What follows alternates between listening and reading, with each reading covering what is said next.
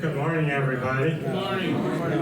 Thanks for coming to our Veterans Day, or May. And we have two speakers today. Walt May is going to talk about his experiences during his 12 years in the Army. And then Maria Hilbert is going to talk to us about a program called TCARE, which is provides care for the caregivers, and you'll learn about that, and from Walt. Now, before we hear from Walt, we're going to have here a Memorial Day program on Memorial Day, which this year is May 27th, Monday, May 27th. So there will be a program. And if you're planning on attending and you want to eat, we would like to have you sign up, and there will be sign-up places later. So that's Monday, May 27th, and it's at 10 o'clock in this room. And then also next week, the first week of June, on June 6th, is the 80th anniversary of D-Day. So we are going to include comments about D-Day on a Memorial Day program, which is, about a week before that. So Memorial Day program again is Monday, May 27th. And you may know, it used to be May 30th all the time, but Congress changed that some years ago. So it's the last Monday in May, which is the 27th. So we will have a Memorial Day program, plus we're going to talk about D-Day as well, since it's the 80th anniversary. So hope to see a lot of you there, and I think you'll enjoy the program.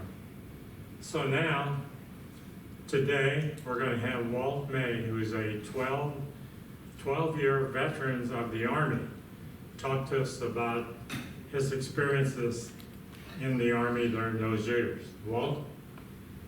Good morning, everybody. Good morning. I'm known as the light speaker, so if you can't hear me, you have to talk up. I'll do my best with the microphone. So I'm supposed to talk about my experiences in the Army, and I have to tell you, it starts back when I was in school and joined the Boy Scouts. That was during the beginnings of World War II. And that's when everything was talking about the war. All the news was about the war. You saved things and did this and did that. So the whole mindset during my young years was war. So during that time, I was in high school, I was in the Boy Scouts. And that was the beginning. And then during World War II, full-time war news affected the thinking of all of us young guys. And then in college, we went to ROTC, Reserve Officer Training, and I joined that, and it was a good preliminary basic training for getting into the full-time Army. And then during that time, we were set up to Aberdeen Proving Grounds for basic training as how to be a soldier. And then after that, I went into active duty on August 1954, after I was commissioned second lieutenant. And then after that came our basic training again before we were sent out to our main job in the Army. And my job was, my first orders were to go to La Rochelle, France, in January 1955. And I had no idea what I was getting into. I ended up in La Rochelle. They said, well, you're going to have to learn French. I said, well, I took Latin and Spanish, but I didn't learn French. And it's easy to learn. Take all the ION words, and you got half your French learned. And there's a few other words, and then you'd be good. So that's what I did. I found out why I had to learn French when I went to my office where I was assigned the job to do. I was a motor pool officer. I was a maintenance officer in southern France for the Army's Navy. The Army's Navy was headquartered in La Rochelle, France is where the headquarters was.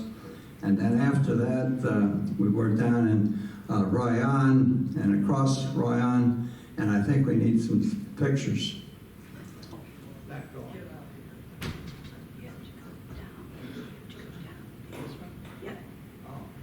Okay, there you have a picture of France, and you see that little white star. That's where our base was, and it's just a little north of Bordeaux, if you know your geography of France. This is the highway system in France, and why we were doing the job we were doing. Okay, here's the main operational area. And you see on the upper arrow, we're looking at the town, I guess, proper name. That's the town where our headquarters of our particular function was. Then down below it, there's another arrow, and that's pointing to a city called Royan. And Royan had a ferry boat going across to the tip of the arrow here. This is Royan, our operations right here on the land area that goes between, this is the Gironde River and the Atlantic Ocean. This is a big sandy beach up here.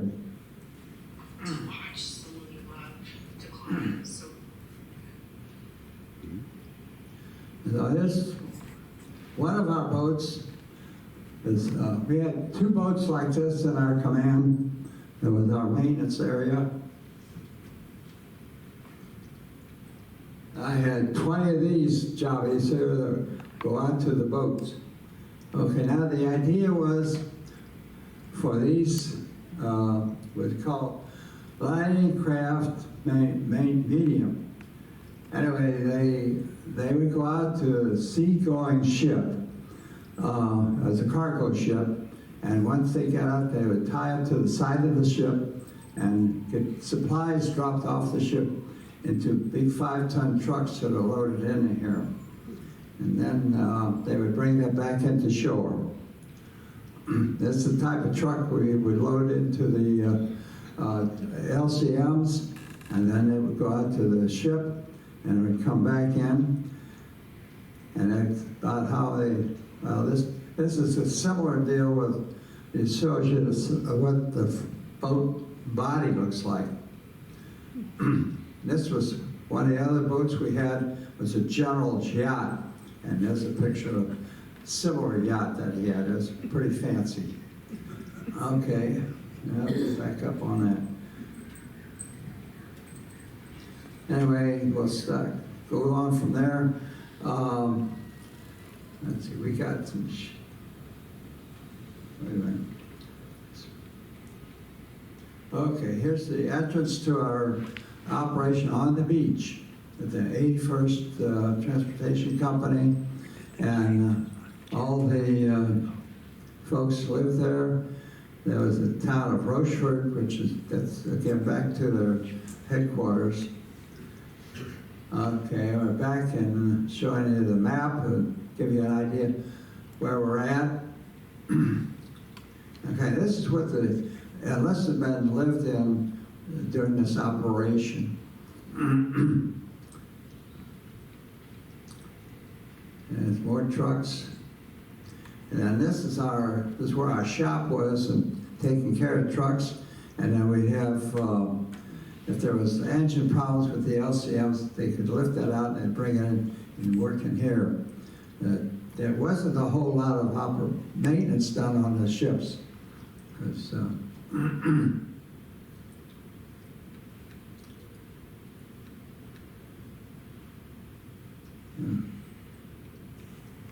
this is another view. Oh, wait a minute, that's not, back off of that.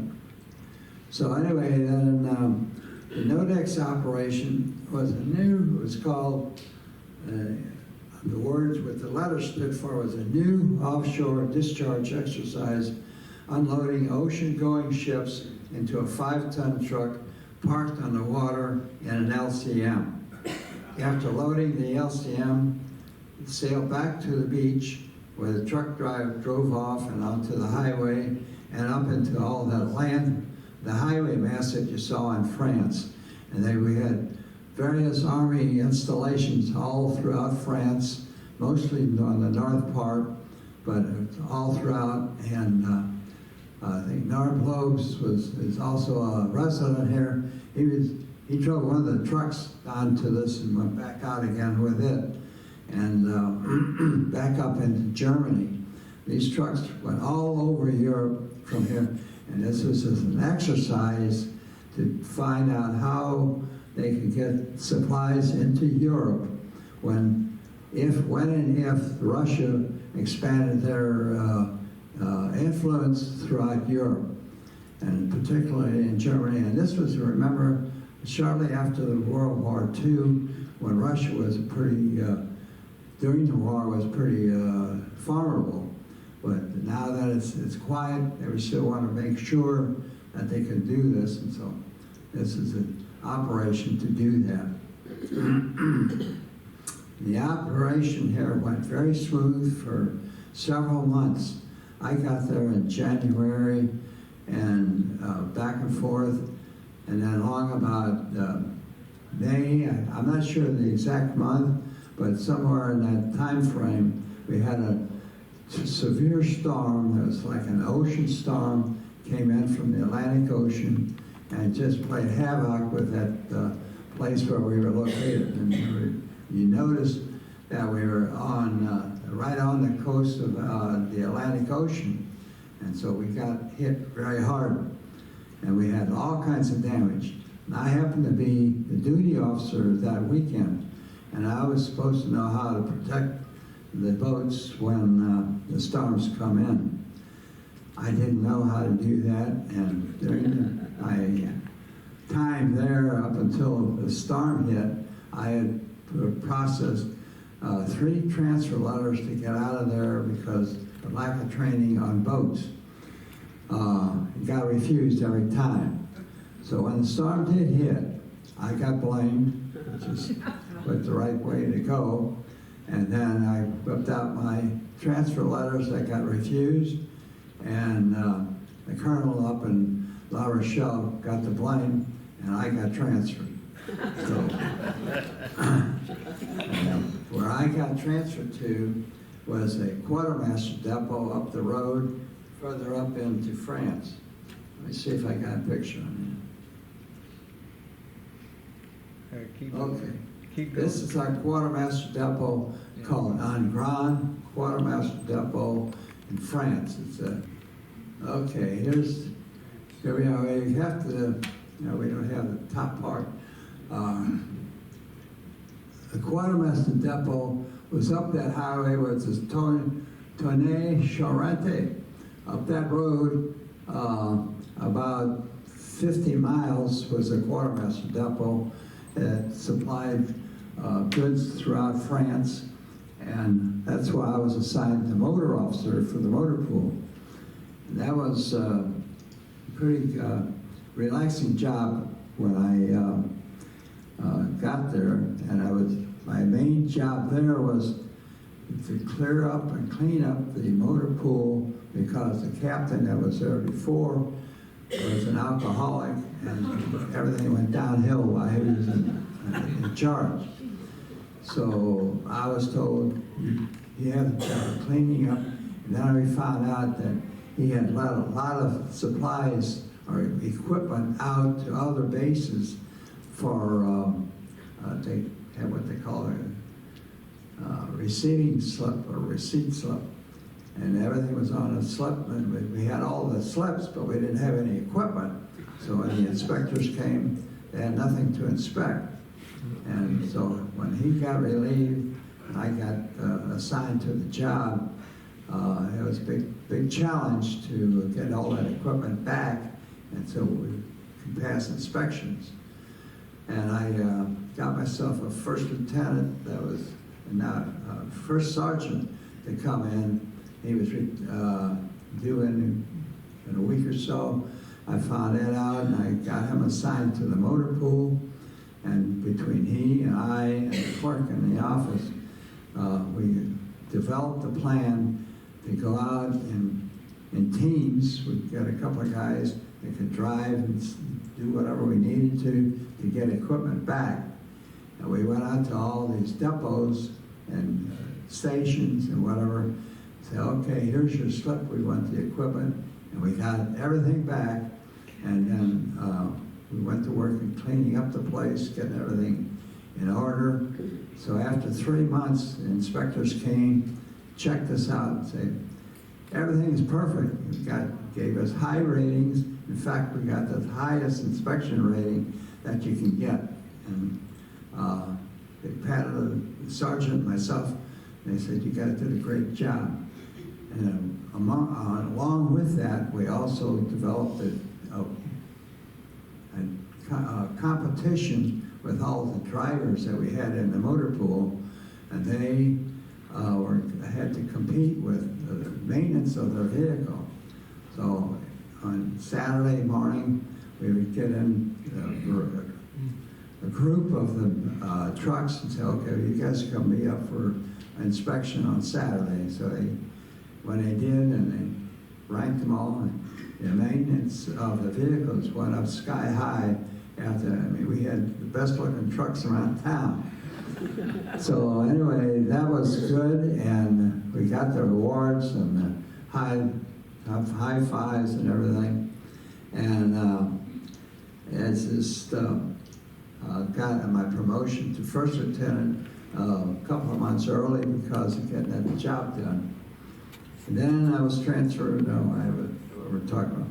So after 3 months, the motor pool, I did that, and then one thing that I got as a prize, I worked for a colonel. Full colonel was my boss, and he was a chief transportation officer for the depot.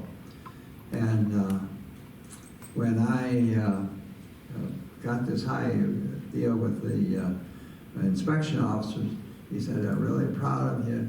He said, I'm going to give you 2 weeks off, and we won't count it against your leave time. It's a total free time for you. And he said, because he knew my parents were coming over to travel in Germany. And so he said, just want to show you how much I appreciate you. Get the 2 weeks. I couldn't believe it, 2 weeks. So went and did that. Came back, and then following August, I retired and came back home. And I spent the next 10 years in the reserves. And that's a quick upshot of my duty.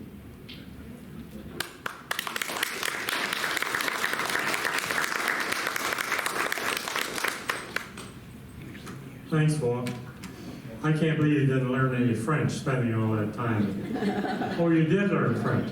3 weeks. 3 weeks, okay. What? Had a sign here that we didn't get up there, but au revoir. Oh, I saw the sign. You flashed it up there for about a second or so. Yeah. I think most of us seen it. Be careful getting down. Okay, as I mentioned earlier, we have Maria Hilbert here. And Maria is a Wentzville native, but now she lives in Monette, Missouri. And she's been with TCARE for roughly a year. And she's going to talk to us about TCARE, which I said earlier is care for caregivers.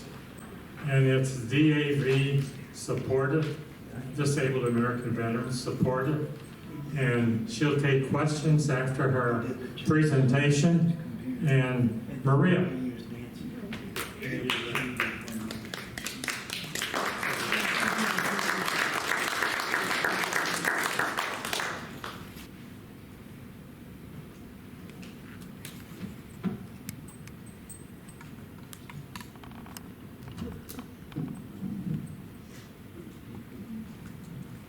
I love this quote. Yeah. This is a great quote. There are only 4 kinds of people in the world: those who have been caregivers, those who are current caregivers, those who will be caregivers, and those who will need a caregiver.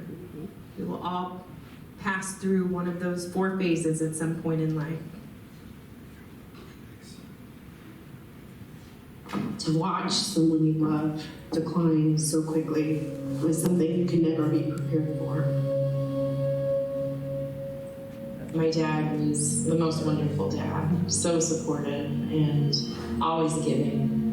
We realized Dad was aging, and that was something that we wanted to tackle head on. You still think of your dad as this vibrant, amazing soul, but then when you see him falling and getting thinner and really struggling with life, you start to take on a different role. He was diagnosed with Parkinson's disease, and he had a big accident and he fell. I knew it was my time to become his caregiver, to be his support. I was a newlywed, and I lived 4 hours away, and so I had to take frequent trips away from my family to become someone who Dad could rely on. I knew that he would probably not be with us much longer, but I wanted him to still have good memories, good life, be able to celebrate the time and be able to focus on him and not his health all the time. To go through the fear of losing somebody at the same time trying to, make smart choices, it's stifling, life-changing, and hard. It's not life-changing just emotionally, it's life-changing. And it changes the whole structure of your life. You now are focused on the basic needs of someone else, and those are heavy things to carry. What do I do? How do I get him help? Where do I start? How does that work? What's it going to cost? What do I do? At that moment, I realized that TCARE could help. I contacted TCARE and talked through my challenges. Within 5 minutes of talking to Kim, I immediately felt better. He had a meal service, access to transportation, and access to his veteran benefits.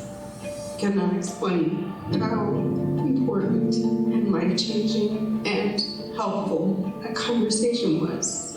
To know I didn't have to go through this alone. I had a team of people that can navigate the things that I could not and didn't have the capacity to. And that allowed me to become a daughter again, rather than just his caretaker. That's what they gave me back. TCARE gave me my ability to become a daughter. My name is Maria Hilbert, and I'm more than a caregiver. And now I work for TCARE so I can give others the same peace of mind and help that TCARE gave me.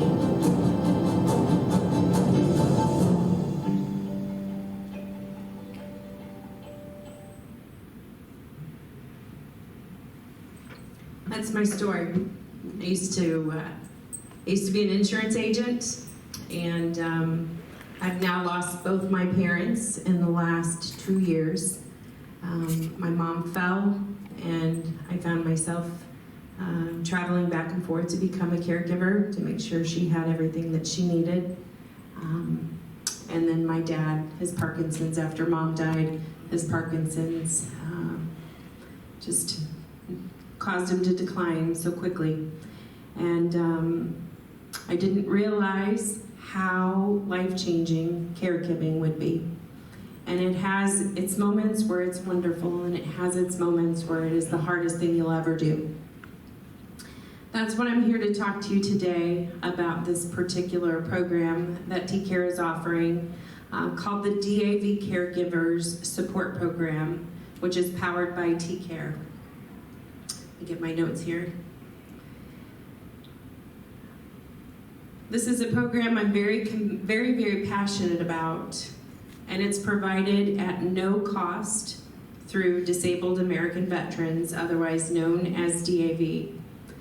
To anyone who is providing care to a veteran, or a veteran providing care to someone. Those are the only qualifications.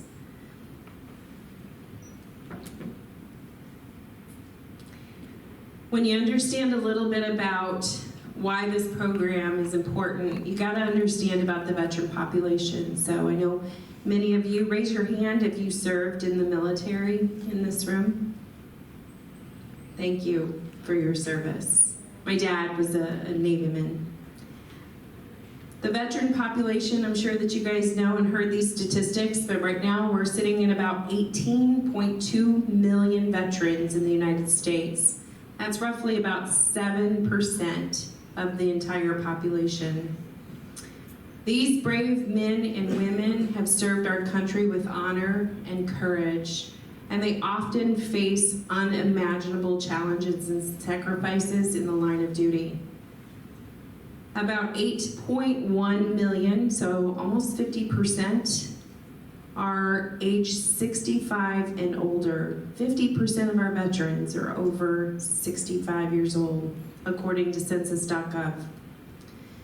In 2022, in the United States, about 2.1 million veterans had a service-connected disability of approximately 70% or higher.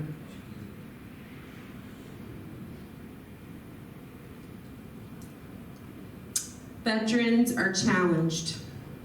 They are challenged by the physical and mental health issues resulting from their service. This includes traumatic brain injury, post-traumatic stress disorder or PTSD, and chronic pain. There were over 300,000 veterans of the wars in Iraq and Afghanistan that have been diagnosed with PTSD. Between 8 and 20% of our military men and women who served in Iraq and Afghanistan experienced a traumatic brain injury. Traumatic brain injuries statistically increase suicidal thoughts and behaviors. And according to the U.S. Department of Veteran Affairs, approximately 20 veterans die by suicide every single day. There is an urgent need to support and provide resources. The people that are looking for support and resources are the ones closest to our veterans. They are often the children or spouses of our nation's best. In 2021, research found that over 30,000 active duty personnel and veterans who served in the military after 9/11 have died by suicide. 30,000. We lost a little over 7,000 service members killed in combat in those same 20 years. Military suicide rates are 4 times higher than the deaths that occurred during those military operations. Take a minute to think about that. We lost 30,000 to suicide and 7,000 in war. Our veterans have sacrificed so much to protect this freedom, but this trend is extremely troubling. Statistically, there's many things that a person will go through to contemplate suicide or suicide ideation. But research is showing that the strong contributors of someone who's experiencing mental health issues is just the regular ups and downs in life. Those small challenges add up. They start feeling like big challenges. And these life challenges put our service members and their families at risk.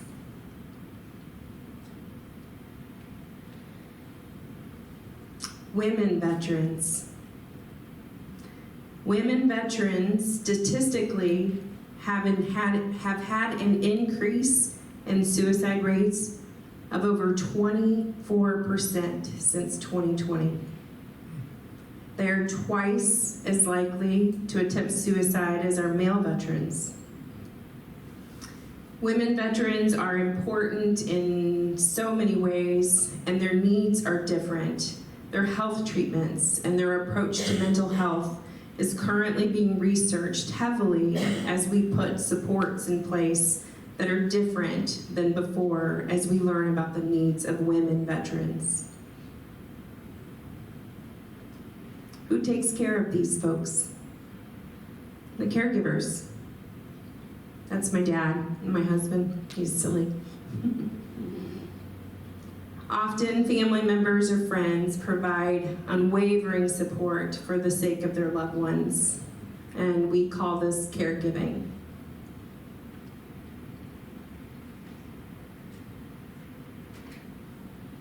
The role of caregivers, according to the National Alliance for Caregiving, there are an estimated 5.5 million caregivers in the United States. And these are military caregivers. And over a quarter of them provide care to post-9/11 veterans. Behind every veteran is a dedicated caregiver providing essential support and assistance. There are also many veterans that are caring for aging spouses, often while dealing with their own health care issues.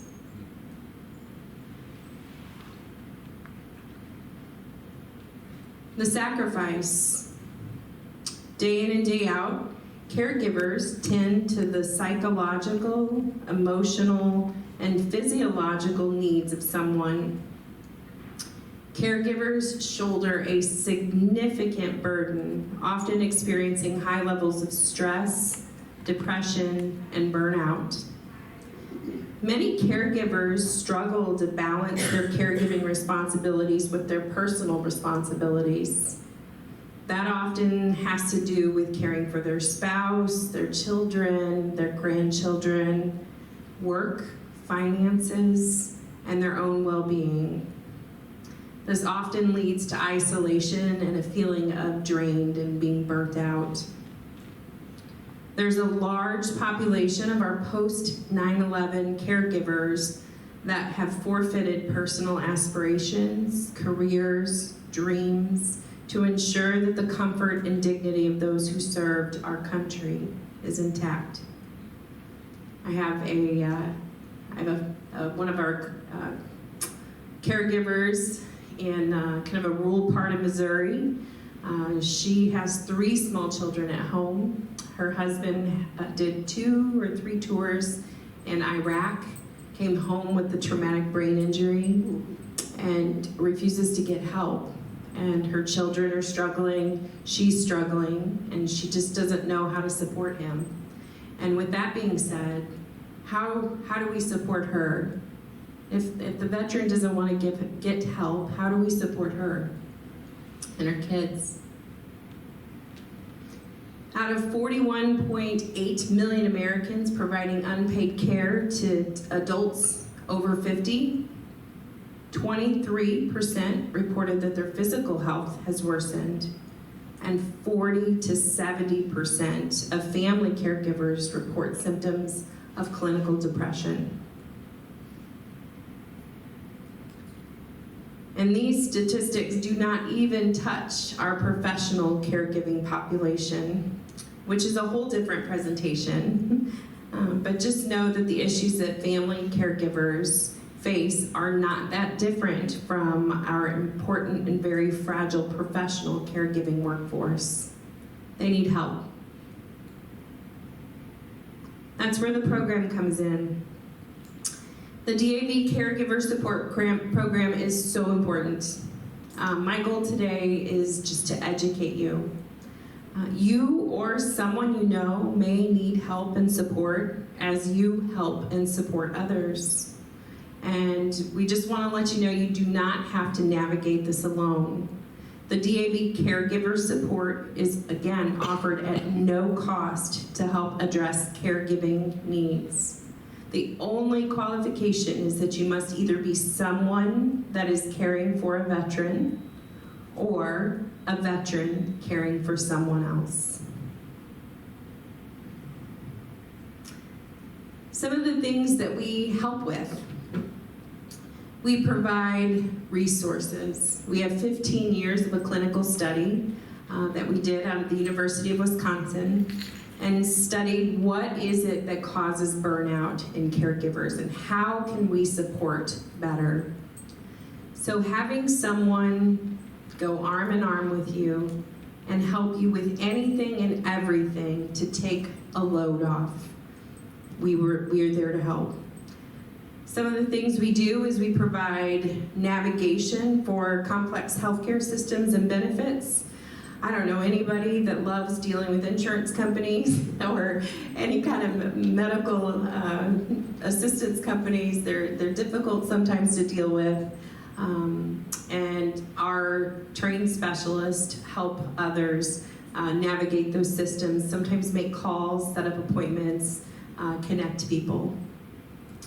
We provide social supports. Like I said, we have a friend whose husband that came home with a traumatic brain injury, and one of the things she talks about, she will never complain about being his wife. She will never complain about serving her veteran husband. She teaches her children the same way, to love and respect Dad despite his challenges since he's come home. She's lonely. So we provide social support for her to make sure that she is supported as she supports her husband. Connection, this group here, being able to connect to others who are experiencing or have experienced something similar to you, whether you're a veteran or you're a family of a veteran, there is something that unites that experience and us all together. We want to make sure that nobody is going through that alone, so we provide resources for connection. Food services. My dad had plenty of money. My dad was able to drive until the very end. And then he started to fall more and started to have car accidents. And he couldn't get to the store anymore. So we had to immediately put food services in place for him so that he wouldn't starve. He lost a significant amount of weight in 3 weeks. 3 weeks is all it took for his health to decline so rapidly. We were able to get him food services thanks to TCARE. Transportation services, simple chores, sometimes changing a light bulb, or my dad, God help him, he would like to get on a stool. He had Parkinson's, so he couldn't, his mobility was terrible. And he would get on a step stool to change the battery in the smoke detector. We thought, Dad, we got this. He didn't want to burden anybody. But sometimes you just need help with simple chores. The VA benefit programs. There's a wonderful program called the PCAFC program. It's the VA Caregiver Support Program. It's a fantastic program. But the application process is long and tedious, and if you do one thing wrong, they'll reject your application. And there's folks that have been in the appeals process for several years who qualified for the program and need some help getting through that appeals process. TCARE will connect you with resources to help you with that appeal process through DAV, including their legal support team. All of this is at no charge. Mental health support. We all need help from time to time dealing with the load that comes with life. We have our faith, but we also have our friends, but we also have our community. But sometimes that's not enough and you need some professional help and support. So we provide mental health support. A lot of men do not reach out statistically to professional counseling or help for mental health. So there's a 24/7 peer-to-peer chat group that you can go in. It's anonymous, and there's a high volume of men that actually use that service. It's provided through a company called Supportive. You just go online, doesn't matter what time. It's free of charge. A professional moderator will help keep things smooth and flowing in a positive direction and keep it a healthy environment. So 24/7 peer-to-peer support group. Financial services, direction, resources, respite. Everybody gets a little tired sometimes. There's so many things that we do. Our CEO of our company and president made a comment one time and said, if you need a blue clown on the third Tuesday of every month, and that's what's going to relieve your stress, we'll find you a blue clown on the third Tuesday of every month. There is no limit to what we can do. Our team of specialists are bachelor and master degree gerontologists and social workers and psychologists. And they're fantastic. They have a passion for helping people. And so everybody that they come and talk into contact with, they have a conversation, they do an assessment, and they figure out what needs that person needs help with and how to lower the burden scores of someone who needs some help. How can you help? Well, first of all, if you need help or support, or someone that you know needs help or support, we want to get the word out. The DAV Caregiver Support Program is a fantastic program. Again, it's free of charge, provided by TCARE, and it's to help our nation's best. So we encourage you, there's 2 ways to get into the program. You can go to davcaregiver.org and follow the prompts, or you can call the toll-free number. And I did bring some handouts here today, so if anybody wants help in getting connected, please let me know. We can make a difference together.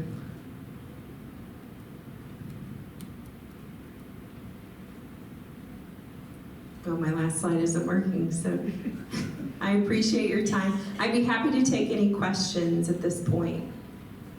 Yes, sir. Just out of curiosity, obviously it's for veterans who have injuries or mental difficulties secondary to serving in service. What about veterans who did not have injury due to service, but now are, such as your dad, developing Parkinson's later in life? Can they get help too, or does it have to reflect back to where their service time? That's a great question. I want to make sure everybody heard the question. So he wanted to know, does the veteran have to have a service-connected disability to qualify for this program? And the answer is no. Anybody with any situation, it could be a veteran who is raising their grandchildren who needs help and support. It does not have to be service-connected. So, yes, great question.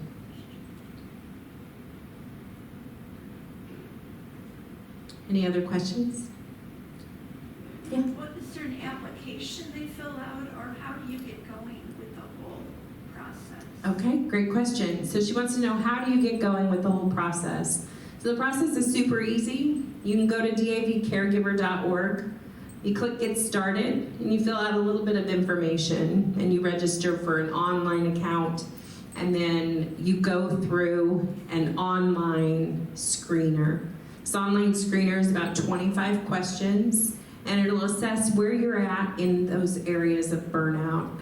Like I said, TCARE has studied caregiver burnout for over 15 years through the University of Wisconsin, and we figured out the 6 different burden areas. So you take that screener, that healthcare screener, and then it'll give you your scores. If you score high in any area, then a specialist will reach out to you and schedule an appointment with you to connect and learn more about your situation. She'll talk to you for approximately 45 minutes to an hour and really take a deep dive and understand your current situation and where you need help and support. And then she'll take a couple of days, come up with some ideas, call places, get things coordinated, and then get back on the phone with you and go over what we call a care plan. So they'll develop a care plan specific for you. The care plan is aimed at tackling just a couple of things at a time. So she'll come up with 2 or 3 things that they think can help alleviate your immediate stress and burdens and your immediate needs. And then she'll do her part, you'll do your part. Then she'll check back in with you about 30 days later and say, how did that work? Do you need help and support? Let's take this one step further and then continue to put those health supports in place. And that's a person that you'll work with. It's one person. That person stays the same person the whole time, God willing. And that's how they put the health and supports in place. When it comes to the online process, It's a little bit, if you're good with the computer, it's an easy process. If that seems a little tedious, you could just call the 800 number, leave a voicemail, someone will call you and schedule an appointment, and they'll walk you through all that on the phone together. And that's probably the easiest way to do it. Good question. Any other questions? Does the information you have on the table have that phone number and all of that? It sure does, absolutely. And that information is on the table along the wall over here, so there's plenty of copies. Help yourself. Any other questions? Thank you. Would that apply to veterans that are here? Could they get help here? Absolutely, absolutely. Your situation does not have to be dire. The situation can be simple, or it can be very complex. So anybody that needs help and assistance for any length of time, if you need someone to help with so many things and you have a 3-year relationship with your TCARE specialist, then, God bless, that's awesome. If you just need them for a couple of months to kind of help you through a rough patch, that's okay too. So anybody here would qualify, as long as, like I said, there's only 2 qualifications. One, if you are a veteran that is receiving care from someone, so it could be any of your families that might need some additional help and support, or a veteran who is caring for someone. So maybe you have an aging spouse, or maybe you have a friend that you're helping. Does not have to be a family situation. It could be anybody. So that's the only qualifications. It's a great program. I don't know what I would have done in my personal journey without TCARE. LSS, God bless them, they have a program in place for their professional caregivers. So we as a company support them as professional caregivers, so that way we can strengthen the community as they strengthen you.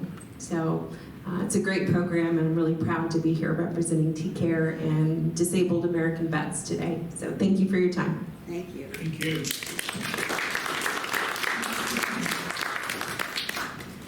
Thank you, Maria. Appreciate it. A lot of good information. Good. Again, I want to remind you that there's a Memorial Day program. There's a Memorial Day program May 27th here at Mason Pointe in this room. And it's obviously free and all of that. Please think about coming and attending. And if you want to eat that day, you need to sign up, and there will be sign-up sheets available. Yes? Will it not be a sign up on Touchtown? Is it gonna? It's not on Touchtown now, but will it be? No, it's not up yet. Yeah, according to Nancy, it will be. Okay. So again, that's Memorial Day, which is the last Monday in May, which is the 27th. Hope to see you all there, and thanks so much for coming. I hope you appreciate Maria's information and take advantage of it. And thanks, Walt, for telling us about France, or a little bit about France. So we'll have to hear you speak French. I still doubt that. Thank you. Have a good day.